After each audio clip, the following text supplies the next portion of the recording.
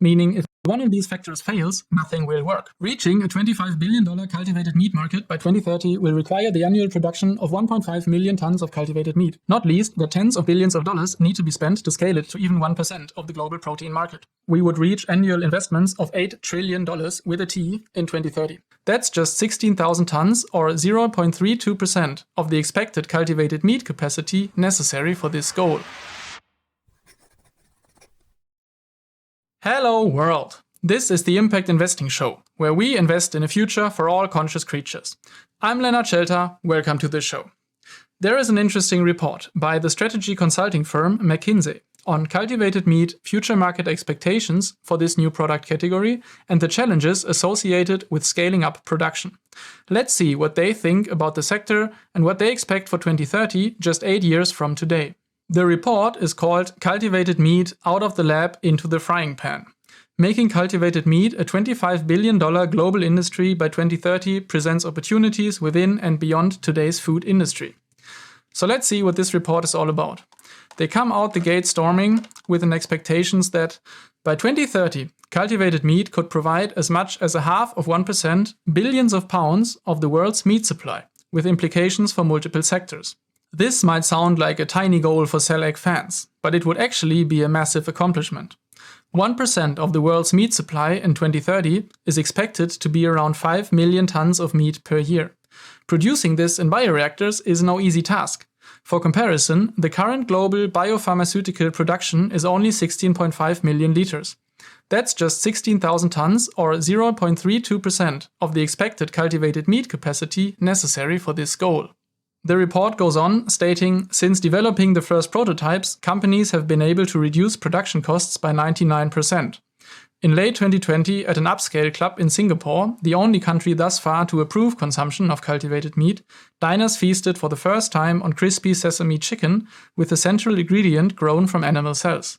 This obviously refers to the cultivated chicken nuggets from Eat Just that can be ordered at the 1880 restaurant in Singapore.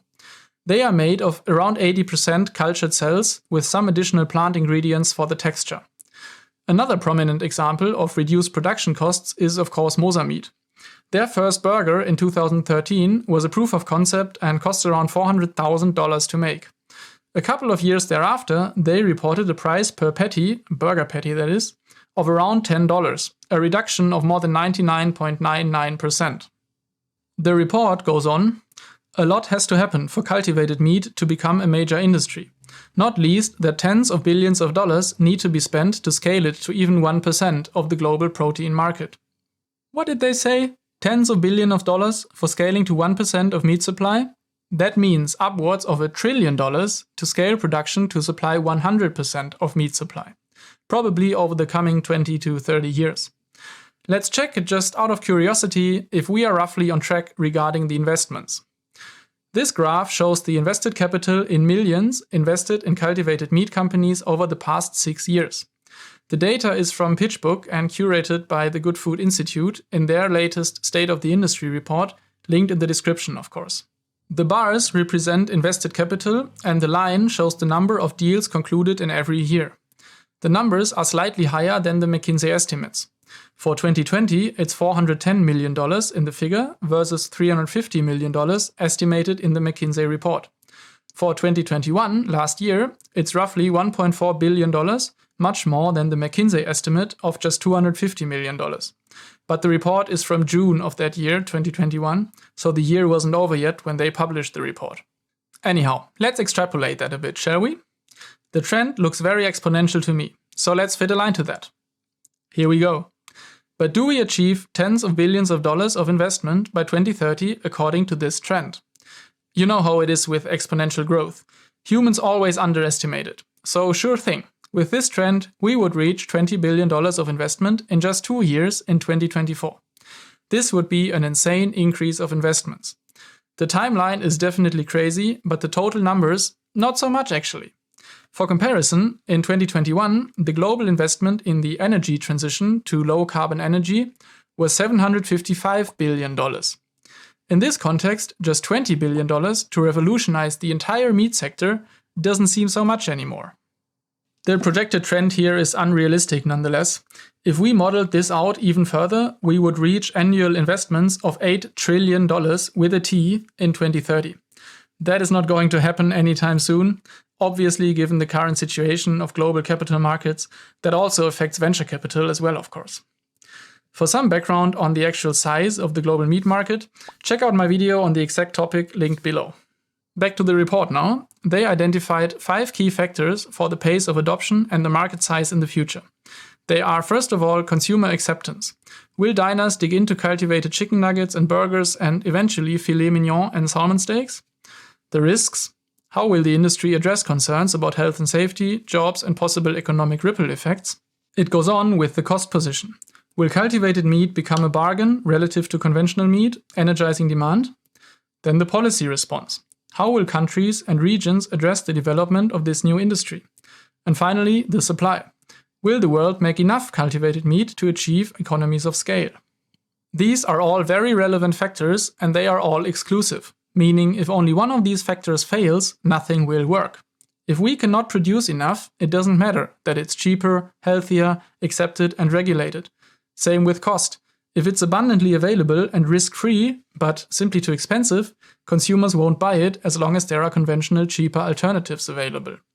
So each one of these factors has to work in order to change the system. So let's go through all these factors one by one quickly. Will consumers dig into cultivated meat? The deep psychological and cultural ties consumers have to conventional meat are a double-edged sword.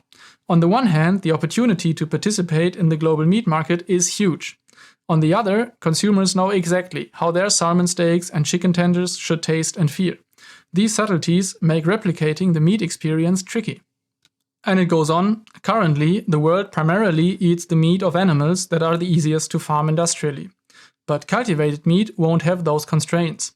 Instead, the industry could select cell lines from specific animals with the best traits, such as Wagyu beef or wild salmon, and replicate them at the same cost as, say, beef patties or tilapia. Yeah, these are great points. As I have pointed out in my very first video on this channel, I'm really looking forward to ostrich eggs and maybe even dinosaur meat or other novel foods made possible by cultivation. The possibilities are endless, and the products will be really exciting. And there are many studies already showing that many people are likely to adopt cultivated products in their diets. One of those was done by Aleph Farms. In the study, it says that lab-grown meat will be a significant part of people's future diets. The Israeli cultured meat startup Aleph Farms has claimed after its study revealed compelling support among young UK and US consumers. The research published by the journal Foods showed patterns of greater openness to trying such products by younger generational groups. No surprise there really.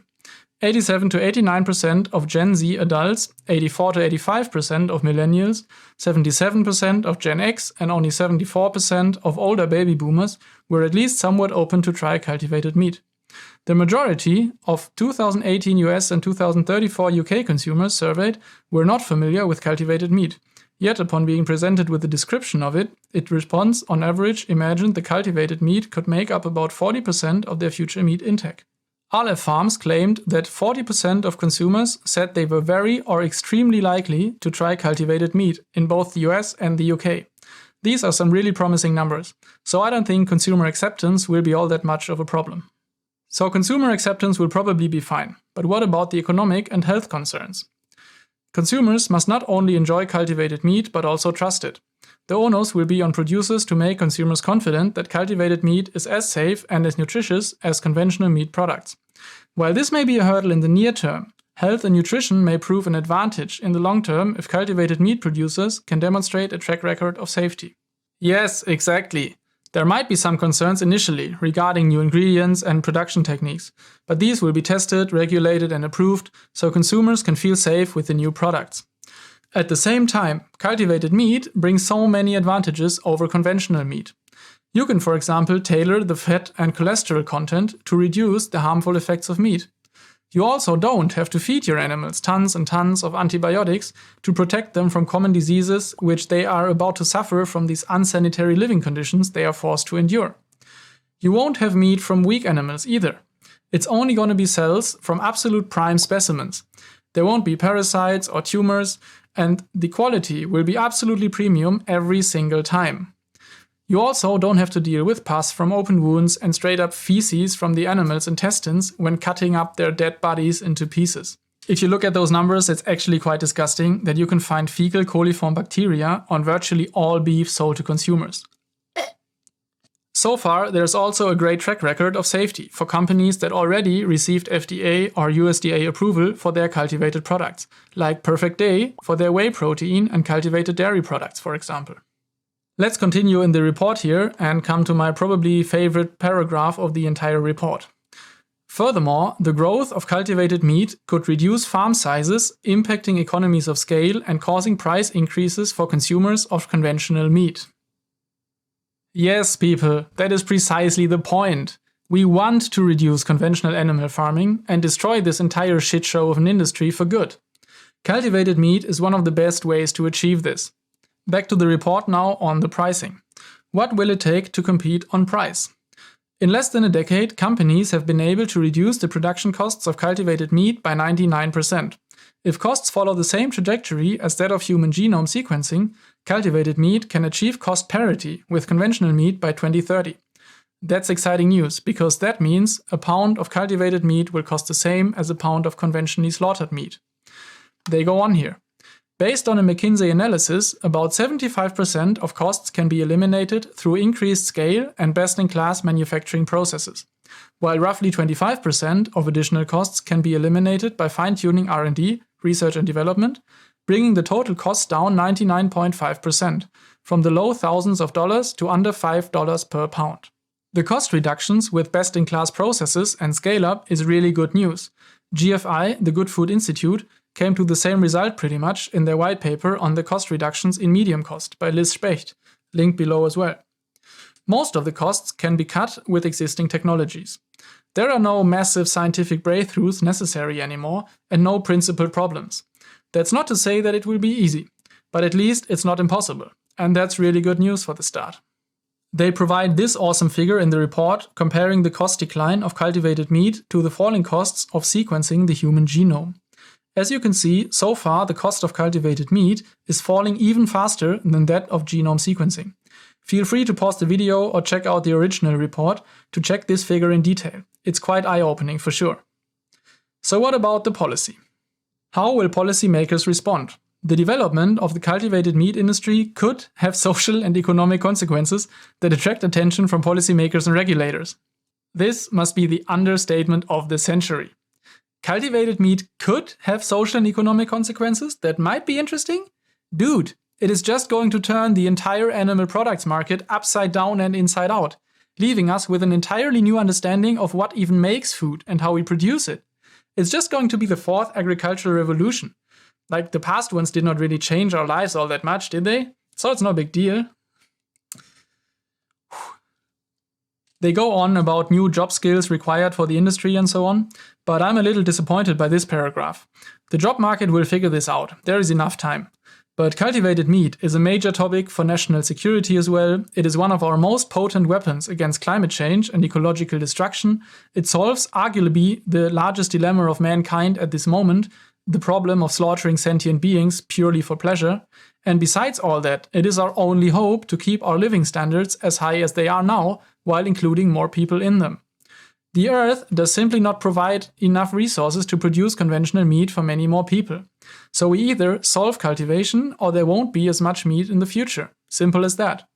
So a little disappointed that they only talk about the job market and some climate change effects here.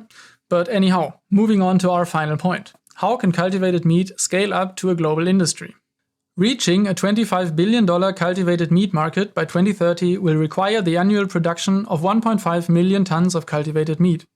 At current levels of cell culture productivity, the industry would need anywhere from 220 million to 440 million liters of fermentation capacity, enough to fill 88 to 176 Olympic-sized swimming pools.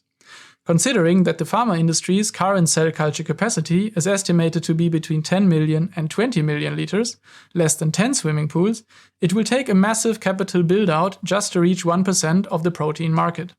That is some interesting numbers, so let's unpack this. They expect cultivated meat to become a market of $25 billion in 2030. In my first video on this channel, I talked about estimates of around $2.7 billion. So this McKinsey report estimate here is 10 times larger, which as an investor and someone really interested in the technology is always nice to hear.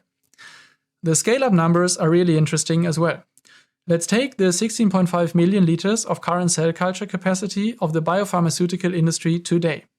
That would have to increase by a factor of more than 26 times to reach the 440 million liters required to supply the 1% of global meat. That is an impressive goal, terrifying and exciting at the same time. The report then goes on identifying 3 steps for scale-up, which are pretty straightforward. Figuring out the raw material supply. This refers to the growth factors for the cell media, mainly that is sugar, but also compounds like insulin and micronutrients. These are currently often sourced in pharmaceutical grade quality, which is super high quality, but very expensive and unnecessarily high quality for cultivated meat production. So there is significant room for price reductions by not buying overqualified ingredients all the time. The second step is a development of a streamlined manufacturing process. Yes, the reactors and supporting processes should be efficient, obviously. Luckily, we already have experience with large-scale fermentation reactors in breweries, for example. So we might be able to adopt some of the best practices and experiences to not have to start from scratch here. There is one important final point that I want to highlight in the report. The cultivated meat industry will require an ecosystem of businesses to provide cell lines, growth media, bioreactors, sensors, extrusion equipment, and more. The industry has entered a new development stage by now. Back in 2014, 15, 16, the early startups, Mosa Meat, Eat Just, Blue Nalu, and so on, aimed to provide a proof of concept for producing meat from cell cultures. They have largely succeeded now. There are many companies that manage this feat in the lab scale. Now it's time to get these products into production, which is a whole other beast of a challenge. Prototyping is easy, as they say. Production is the real end boss. And for this next phase, the industry now requires more B2B companies, providing the picks and shovels of the industry. So I believe there is tremendous opportunity in providing these tools to the companies producing the final products. Let's see what the future brings for these second cohort of companies. If you enjoyed this video, do all the clicky stuff, you know the game, and check out this video next, which goes into more detail about the disruption of the global meat market. I'm Lennart Schelter, this was the Impact Investing Show, and because there is so much more going on in the cellular agriculture field, I will see you in the next one.